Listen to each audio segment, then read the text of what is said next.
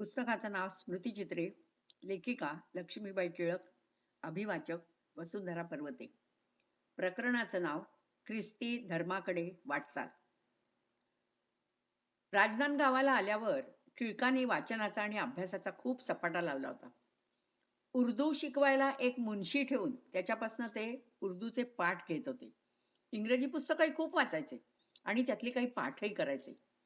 त्यांच्या डायरीवरून असं दिसून येतं की त्यातल्या त्यात त्यांनी सिसरो आणि लेटर रायटर तोंड पाठ करण्याचा सपाटा लावला होता. बायबलचाही अभ्यास जोराने चालू होता. प्रसिद्ध ख्रिस्ती लेखक रेव्हरंड बाबा पदमजी यांच्याशी त्यांचा जोरात पत्रव्यवहार चालू होता, हेही त्यांच्या डायरीवरून दिसून येतं. त्यांच्याच सूचनेवरून बहुतेक इतर ख्रिस्त भक्तांची चरित्रही त्यांनी त्यावेळेला वाचली असावी. टिळक अलीकडे खूप पत्रव्यवहार करतायत. लोक येऊन त्यांच्याशी वाद करीत बसतात. हे काहीतरी निराळच वातावरण मला भासायला लागलं. मी अडाणी लिहिण्या वाचण्याचा माझ्याकडून प्रयत्न करील, तरी हे काय गौडबंगाल आहे ते काही मला उलगडत नसे. माझं लिहिणं ते तर काय अगाधच होतं. पेन्सिल, टाक, लेखणी, अगदी शेवटी आकपेटीची काडी सुद्धा मला चालते. पण टिळक डायरीत म्हणतात की लक्ष्मीला मी एक श्लोक सांगत होतो. देवा मला दे बळ खेळण्याला, जगातील मौज पहावयाला, बाईस नानास सुखांत ठेवी, प्रभो विनंती मम आयकावी. लक्ष्मी काडीने हा श्लोक लिहून घेते. 100 वेळा एक एक चरण सांगितला तरी कितीतरी चुका. हा तर रखमाबाई खांबेटीचा अवतार ढोरासारखं काम करील, पण तोंडाळपणामुळे सर्वांना अप्रिय होईल. या वेळेला बायबल वाचनाचा तडाखा चालला होता. त्यावरून तिथल्या मंडळींशी त्यांचे कडाक्याचे वाद होत असत. डायरीमध्ये टिळक लिहितात की विष्णुपंत गोरे घरी आले. त्यांनी रेव्हरंड बाबांचं चरित्र वाचून परत दिलं आणि बायबलला वाईट शिव्या दिल्या. त्यावरून त्यांचं माझं झालं भांडण. लक्ष्मीचं पित्त खवळलं आणि ती मूर्खासारखं चटकन त्यांना तोडून बोलली. त्यावरून तिचं आणि माझं भांडण झालं. बायबल वाचनाचा आणि विशेषतः डोंगरावरच्या उपदेशाचा परिणाम त्यांच्यावर व्हायला लागला होता. वर उल्लेख केलेल्या लहानशा भांडणाबद्दल त्यांना वाईटही वाटलं होतं. माझ्या अंगी क्षमा नाही, शांती नाही, काही नाही. शिव शिव, माझी विद्या, माझे विचार व्यर्थ होत, असं ते पुढे म्हणतात. ख्रिस्ती धर्माविषयी ते म्हणतात की ख्रिस्ती धर्माकडे माझ्या मनाची प्रवृत्ती होती. मनुष्याच्या मनाला शांती, भक्ती, नीती, धृती, मुक्ती देणारा धर्म दिसतो.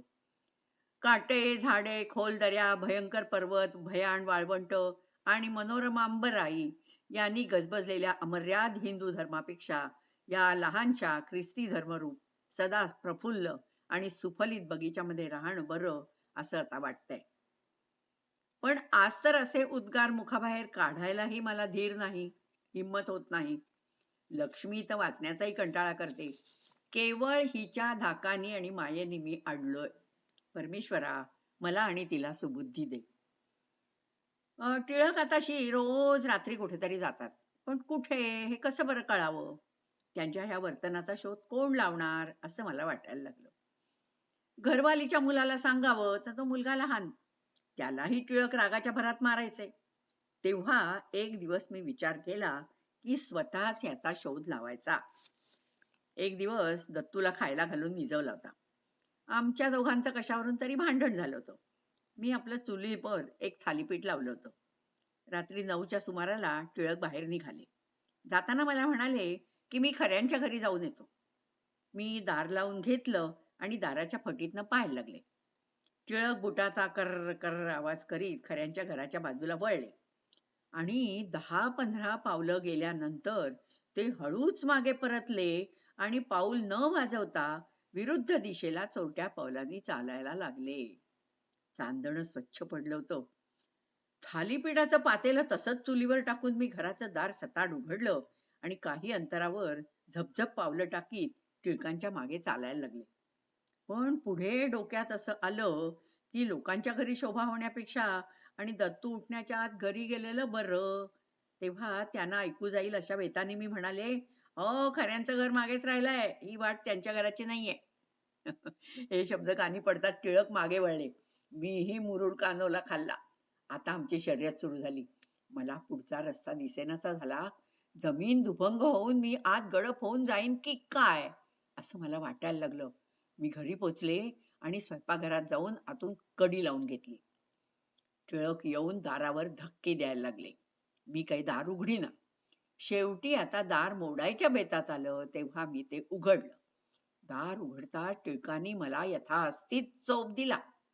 तिकडे थालीपीठ चुलीवर रामरक्षा म्हणतच होतं. शेवटी राग शांत झाल्यावर दोघांनी थंडा फराळ केला. दुसऱ्या दिवशी माझी सुजलेली पाठ बघून मात्र टिळकांचं मन अतिशय दुःखी झालं. त्या दिवशी ते मिल्टन नावाच्या एका युरोपियन माणसाकडे चालले होते आणि तिथे ते नेहमी जात असत. बायबल वाचित, ख्रिस्ती धर्मासंबंधी वादविवाद करीत आणि खात सुद्धा. एकदा टिळक मिल्टनच्या घरी जेवीत असताना काय घडलं याबद्दल ते लिहितात. हे अद्भुत कृत्य पहावं या दृष्टीने इथला कॉन्स्टेबल यशवंतराव काहीतरी काम काढून चारदा आत आला. इतक्यात मिल्टनची मुलगी सारा भात आणि रोटी घेऊन आत आली. तर मग या गृहस्थाची पक्कीच खात्री झाली. अहो, जातीभेदामुळे परजातीय मित्राच्या इथं जेवणं हे सुद्धा या लोकांना ब्रह्महत्येसारखं वाटतंय. पण माझं मन मात्र यशवंतरावांना पाहून कचरलं. धैर्य वाचून विचार कसे लंगडे आहेत ते पहा असं त्यांच्या डायरीत होतं. छत्तीसगडमध्ये मिशनचं काम करू इच्छिणारे दोघे अमेरिकन मिशनरी किल्ल्यात आले. एक होता वयोवृद्ध आणि दुसरा होता केवळ 18 वर्षाचा.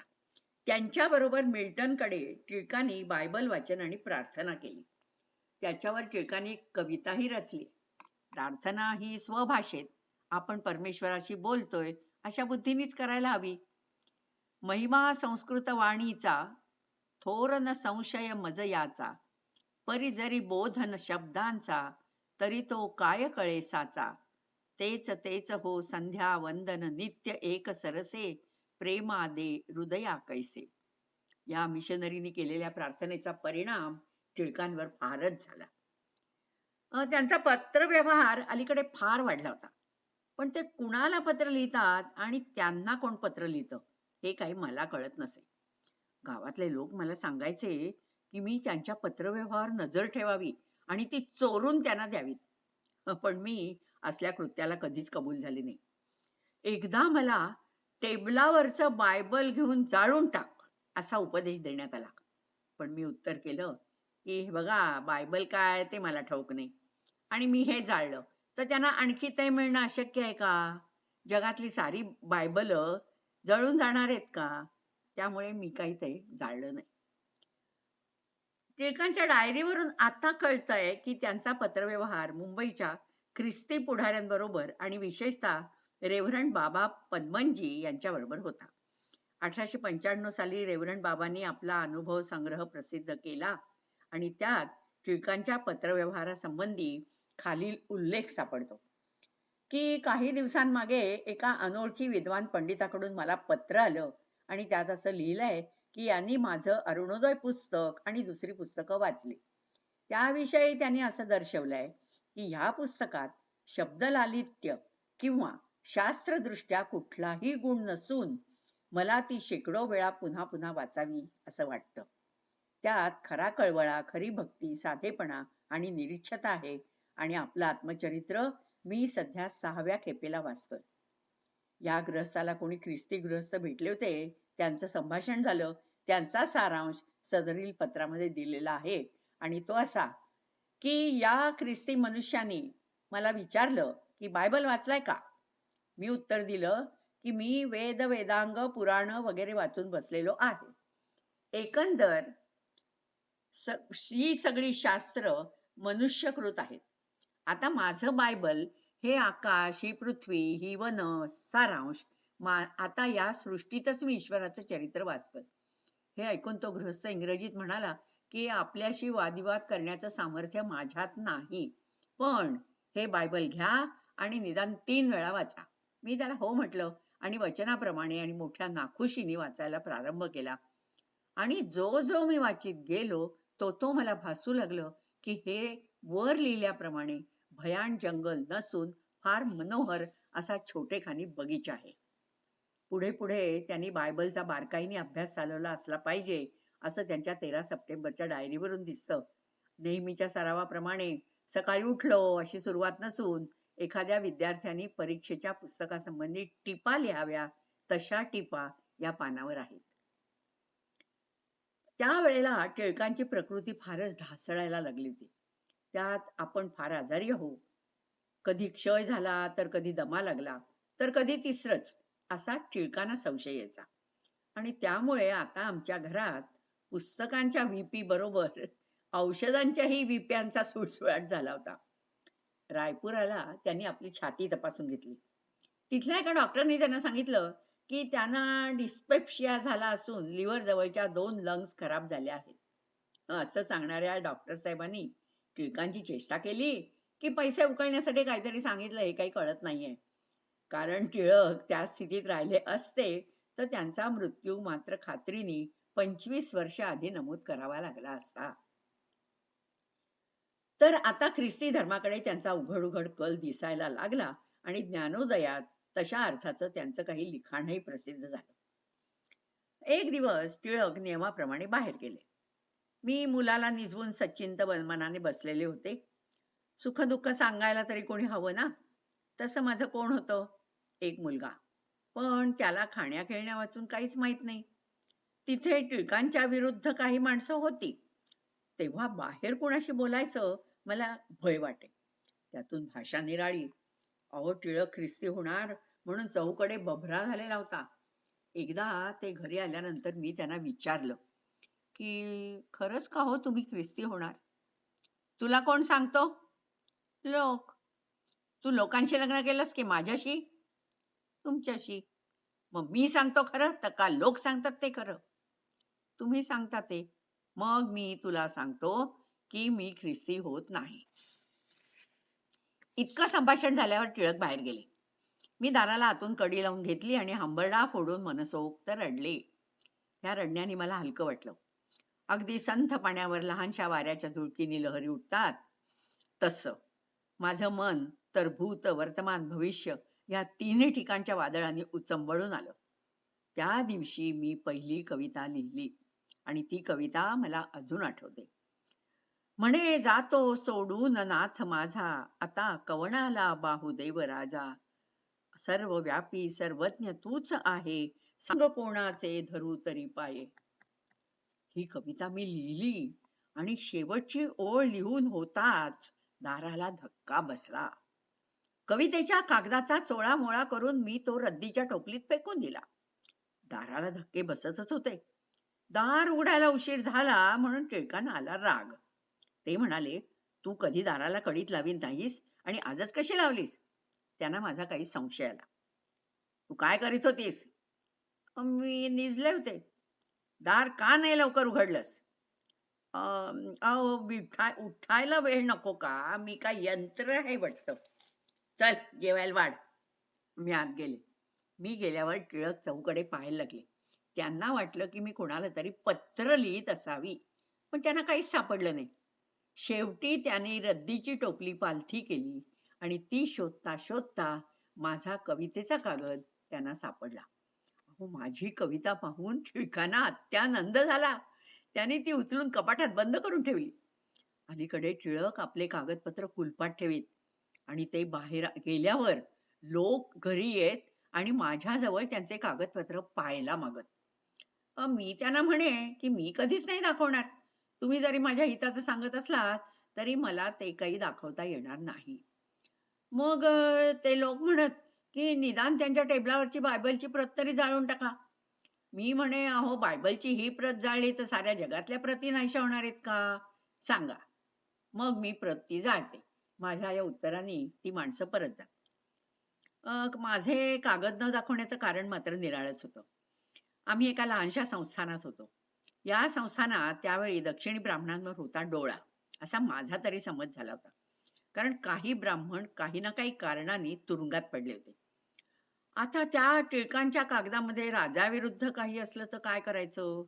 तशात संस्थानामध्ये बिगाऱ्यांवर काही जुलूम होत असे आणि त्या बाबतीत टिळकांनी बरीच खटपट चालवली होती.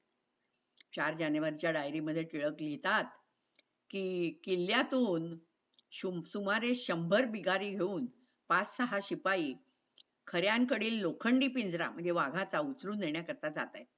काल सकाळी 100 बिगारी फुकट उपाशी आणि 3 वाजेपर्यंत सकाळपासून ठेवून पुरता 20 हात पिंजरा काही गेला नाही. डोक्यावर पिंजरा, त्यामुळे दम देखील टाकवत नाही. अशा स्थितीत एका बिगाऱ्याच्या पायाला लागून जखम झाली आणि त्यामुळे सहजच त्या वेदनांनी व्याकुळ होऊन त्याच्याने नीट देवेना. म्हणून एका चपराशाने त्याला गुरासारखे चाबूक आणले. कोण हा जुलूम, केवढी निर्दयता आणि केवढी ही छत्तीसगडी गाढवांची भीरुता, सहनशीलता. पाश्चात्य देशात 100 माणसांच्या समुदायावर 2 शिपुर्डे असा जुलूम करतील का? आमचे राजेसाहेब डोळ्यांनी या बिगाऱ्यांची दुर्दशा पाहतील तर बरं. राजेसाहेबांना या बाबतीत आधी अर्ज करायला हवा. 4-5 बिगाऱ्यांच्या बाबतीमध्ये हिंदीमध्ये अर्ज लिहून शारंगपाणी आणि सदाशिवराव यांच्या जवळ आणि राजेसाहेबांच्या जवळ देण्याकरता दिला. तेव्हा असं ठरलंय की हे दोघे असतील तेव्हा राजेसाहेबांजवळ मी जाऊन या अर्जासंबंधाने बोलणं करावं. कित्येक मंडळींना या कृत्याबद्दल मी वेडा वाटतोय. आमच्या शिरस्तेदारांना हे फाजीलपणाचं दिसतंय. ईश्वरा, तू या गरिबांवर दया करून मला धैर्य आणि राजाला दयाबुद्धी दे. आणि एके ठिकाणी ते म्हणतात की राजाचे डोळे उघडतील असं एखादं पुस्तक लिहिण्याचा माझा विचार आहे.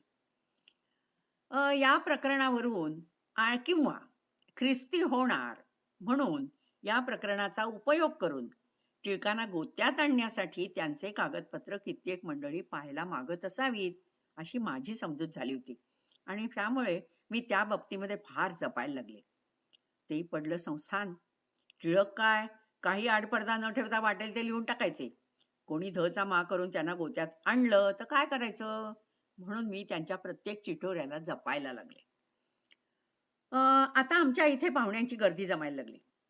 नित्य नवे आणि पुष्कळ पाहुणे यायला लागले.